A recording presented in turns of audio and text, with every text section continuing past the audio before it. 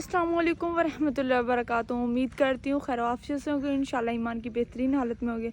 आज हम इस वक्त मौजूद हैं जो कि फैसलाबाद के तहसील जड़ांवाला में के थोड़े से करीब चंद किलोमीटर के फासले पर दानाबाद का एक गांव है जिसके करीब ही ये यानी कि उनके मज़ार बना है।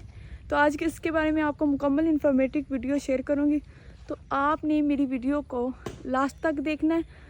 तो ये देखें, हमने मज़ार है, ये गुंबदनुमा जो मज़ार है ना, ये अब बना है और ये वान है तब का मौजूद है। यहाँ पे तकरीबन 1618 की बात है, तब का ये वान मौजूद है। और ये जो गुदला सा पानी पड़ा हुआ है, ये तकरीबन तब साफ़ था लेकिन थोड़ा था।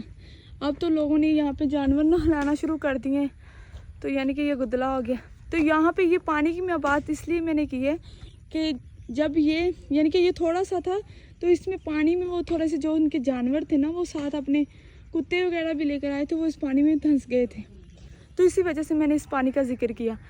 तो आगे मैं आपको यानी कि अंदर जाते हैं रूम में उनके मज़ार में, तो दिखाते हैं कि क्या हकीकत थी। यानी कि बातें तो हमने बहुत सुनी है लेकिन हमें पूरी इन्फॉर्मेशन नहीं है। हम अंदर जाके ना सारी आपको डिटेल से वीडियो दिखाएंगे। चलो चलते हैं मज़ार की तरफ।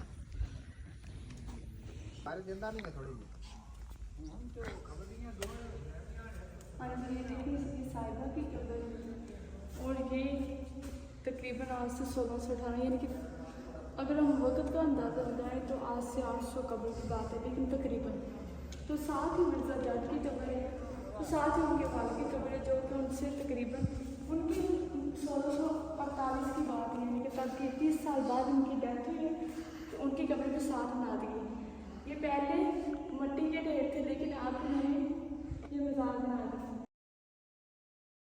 हाँ जी, अब हम पहुँच आए उस झांड के करीब जिस झांड के नीचे यानी कि वो राम की गरज से आए थे, लेकिन तो वो राम कर रहे थे। इस बात का साहिबा को इल्म था कि वो आएंगे, लेकिन मिर्ज़े को इस बात का ज़रा भी इल्म नहीं था। थोड़े फासले पर उनका आबाई गांव था, लेकिन वो आराम की गरज से, क्योंकि बहुत ज़्यादा सफ़र था जो कि वो करके आए थे, तो वो आराम की गरज से इस झांड के नीचे पड़े। आज तो ये झांड तब का है, ये बहुत पुराना झांड है। यहाँ पे ना उन्होंने जो उनकी कहानियाँ होती है वो तीर के साथ जो होते हैं, तो उन्होंने ना तीर थे काफ़ी, कमान ऊपर है, उन्होंने हैंग कर दी और वो जो तीर थे उन्होंने हाथों में पकड़े हुए थे। जो साहिबा लड़की थी वो तो अपने भाइयों का भी चाहती थी कि उनका भी भला, क्योंकि मिर्ज़ा कहता था कि अगर वो पीछे आए तो मैंने उन्हें छोड़ना नहीं। तो उसने सोचा कि अगर ऐसा हो गया तो मैं भाइयों से तो हाथ धो बैठूँगी। तो वो भी रिश्ता बचाना चाहती थी, इसलिए उसने सारे तीर तकरीबन कहते हैं कि 300 के करीब वो तीर तोड़ डाले और बकाया चंद एक बचाए कि वो अपना बचाव के लिए अपने घर पहुंच सके। वो पहुंच आए तो उन्होंने ना सिर्फ साहिबा से बदतमीज़ी और साहिबा के साथ ऐसा सलूक किया, बल्कि उन्होंने मिर्ज़ा को भी इस दुनिया के लिए ना छोड़ा और उससे खाक में मिला दिया। मिर्ज़ा को तो सिर्फ उन्होंने बाइज़्ज़त मौत दी, लेकिन जो उनकी बेटी थी अपनी साहिबा, ऐसा वैसे होना नहीं चाहिए था, क्योंकि अगर कोई मोहब्बत कर रहा हो, अगर कोई हो, तो बेटी की भी रजामंदी पूछ लेनी चाहिए। लेकिन ऐसा नहीं है, अब तो बहुत ही कानून उल्ट हो गया। चलो बात खैर छोड़ते हैं। तो सारा मामला करने के बाद उन्होंने बेटी को गला दबाकर मारा, ना सिर्फ मारा बल्कि हैंग करके सारी दुनिया का मिसाल बना दी कि लड़की ऐसा ना करे। ये था जुड़म। तो जब वो आखिरी सांस थी तो मिर्ज़े के ये अल्फाज थे, मैं जो कोई आपको शेर पढ़ के सुनाती हूँ। मैं बाज भरावा मारिया, पंजाबी का ये शेर है। मैं बाज भरावा मारिया खाली हो गई कंड, मैं बाज भरावा मारिया खाली हो गई कंड, सिरों मडासा ढह गया। मडासा कहते ना, जी पग नहीं होंगी इन्हों कहते, सिरों मडासा ढह गया नंगी हो गई झंड। ये दुख बड़े अल्फाज जो कि अब भी दुख देते हैं हमें। तो चलिए मैं आपको सारी स्टोरी बताती हूँ डिटेल के साथ। चलो चलते हैं जी। आज मैं आपको बताती हूँ कि वो ये बात है 1618 की। तब ये मामला थे, क्योंकि जब मिर्ज़ा की बात हो रही है ना, तो मिर्ज़ा जब छोटा था, छोटे ही वो शरारती था। तो जब वो बहुत सी शरारतें करता था, ऐसे उसके हाथ में ले लेते थे तो वो कभी किसी का बर्तन तोड़ देता, कभी क्या करता। उसकी शरारतों से तंग आकर, क्योंकि वो घर में लाडला भी था, शरारतों से तंग आकर उसके वाले साहब ने उन्हें उनके नानके यानी कि जो कि चन्योट के करीब उनका गाँव है, वहाँ पर भेज दिया। जब वो वहाँ पे गया तो उसकी शरारतें वहाँ भी कम ना हुई। उसने शरारतें अपनी जारी में साझी रखी। जो उनके मामू जान थे, उन्होंने उन्हें एक जो करीबी मस्जिद थी उसमें उसने के लिए भेजा, तो वहाँ भी उसकी शरारतें कम ना हुई। वहाँ भी यानी कि बच्चों को मारना पीटना, तो शिकायत लेकर शाम को जब मौलवी साहब घर आए तो उनको मामू को कहा किया, तो मामू ने कहा चलो इसका पढ़ना छुड़ा देते हैं।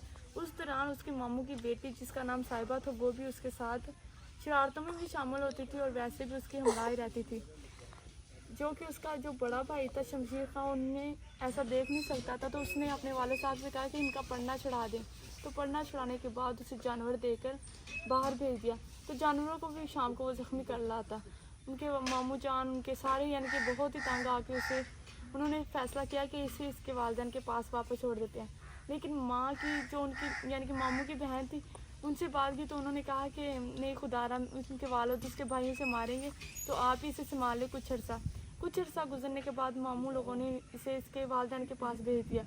लेकिन एक जो इश्क था उनके दरमियान परवान चढ़ चुका था साहिबा और मिर्ज़ा के दरमियान। उन्होंने अपने दरमियान एक पक्की ठगी कर ली। तो इसी के बाद उसने कहा कि मैं अपनी वालदा को आपके पास भेजूँगा। तो इनके यानी कि एक बात तय होगी इन दोनों के दरमियान आपस में। इसी दौरान वो अपनी वालदा के पास जाता है, वालदा को भेजता है जैसे ही मामू के पास कि मेरा रिश्ता लेकर माँ को सारी स्टोरी बताता है। माँ इधर आती है, भाइयों से पूछती है। जो मामू थे उसके इनके वालदा के भाई, वो तो पहले मिर्ज़ा से बहुत तंग थे, उसकी शरारतों से सारा कुछ वाकफ़ थे। तो उन्होंने ना हाँ की ना की, उसे वैसे कह दिया कि हम सोच कर बताएंगे। इधर माँ बहन को भेज देते हैं उसके घर। उसके बाद अपनी बेटी का रिश्ता कहीं और तय कर देते हैं। तो चदरों का लड़का जिसका नाम ताहर होता है उसके साथ उसका रिश्ता तय कर देते हैं। ना बेटी से पूछते हैं और ना अपनी बहन को सही जवाब देते।